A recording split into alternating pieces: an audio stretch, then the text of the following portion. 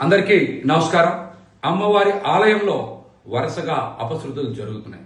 EO గారికి ప్రచారం మీద ఉన్నటువంటి శ్రద్ధ ఆలయ పవిత్రతని కాపాడడం మీద లేకపోయిందని మిమ్మల్ని సూటిగా ప్రశ్నిస్తా ఉన్నాం. అసలు ఆలయంలో వైదిక కమిటీ ఏం చేస్తా ఉంది? అదేవిధంగా సెక్యూరిటీ విభాగం ఏం చేస్తా ఉంది? సెక్యూరిటీని మీరు గాలికి వదిలేశారని కూడా మిమ్మల్ని సూటిగా ప్రశ్నిస్తా ఉన్నాం.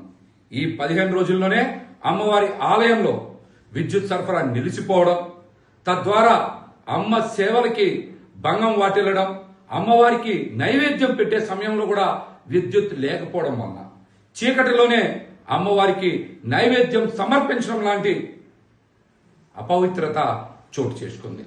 అదేవిధంగా అమ్మవారి ఆలయంలోనే అన్న ప్రసాదం కాంట్రాక్ట్ లో పనిచేసేటువంటి ఉద్యోగస్తులకు రోజువారీ వేతనాలు సరిగ్గా చెల్లించడం లేదని, తక్కువగా చెల్లిస్తున్నారని అమ్మవారి ఆలయంలోనే వాళ్ళు నిరసన చేసినటువంటి మాట వాస్తవం. అది కూడా ఈ మధ్యనే జరిగింది.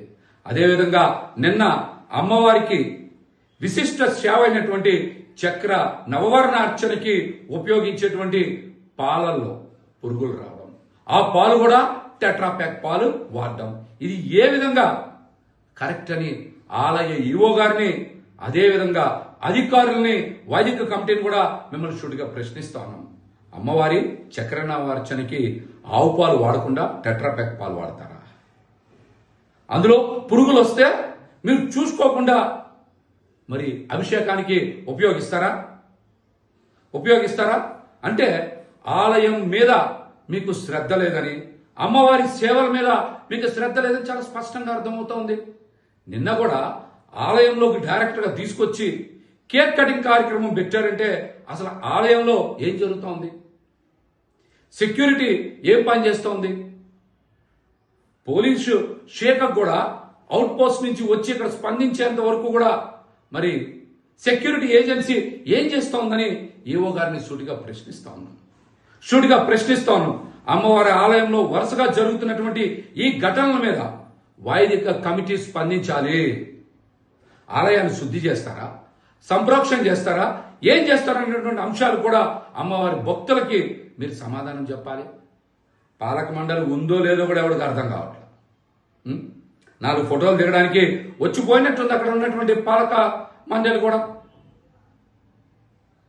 అమ్మవారి ఆలయంలో చాలా మంది కాంట్రాక్టర్లకి ఈవో గారు పరోక్షంగా సహకరిస్తా ఉన్నారు. ఎండోమెంట్ కమిషనర్ గారు రిజెక్ట్ చేసినటువంటి అంశాలను కూడా మీరు ఏ విధంగా ఆమోదిస్తారని ఈవో గారిని కూడా సూటిగా ప్రశ్నిస్తా ఉన్నా. అనేక అంశాల్లో కోర్టులో స్టేలు ఏ విధంగా వస్తా ఉన్నాయి? స్టాండింగ్ కౌన్సిల్ ఏం పని చేస్తా ఉంది? అసిస్టెంట్ కమిషనర్ ఏం చేస్తా ఉన్నారు? అమ్మవారి ఆలయానికి కోట్ల రూపాయల నష్టం తీసుకొచ్చేటువంటి అనేక కాంట్రాక్టులకి మీరు ఏ విధంగా ఆమోదం తెలుపుతా ఉన్నారు? ఎండోమెంట్ కమిషనర్ గారు వ్యతిరేకిస్తే మీరు ఏ విధంగా అనుకూలిస్తా ఉన్నారు? వారికి ఏ విధంగా కోర్టులో ఆర్డర్లు వస్తా ఉన్నాయి? కోర్టులో మీరు వాస్తవాన్ని ఎందుకు వెల్లడించట్లా? ఇవన్నీ కూడా అతి తొందరలోనే ఆధారాలతో సహా ప్రెస్ మీట్ పెట్టి భక్తులందరికీ కూడా తెలియజేస్తాం. అదేవిధంగా ఈ కూటమి ప్రభుత్వం అధికారంలోకి వచ్చిన తర్వాత ఒక్క అమ్మవారి ఆలయంలోనే కాదు, రాష్ట్రంలో అనేక ఆలయాల్లో వరుసగా అపచారాలు, అపశృతులు జరుగుతా ఉన్నాయి.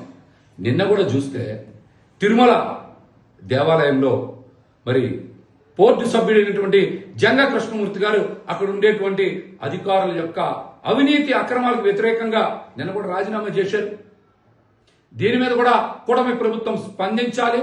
హిందూ భక్తుల మనోభావాలతో చెలగాటమాడితే తప్పనిసరిగా తగిన మూల్యం చెల్లించుకోక తప్పదని కూడా కూటమి ప్రభుత్వాన్ని హెచ్చరిస్తా ఉన్నాం.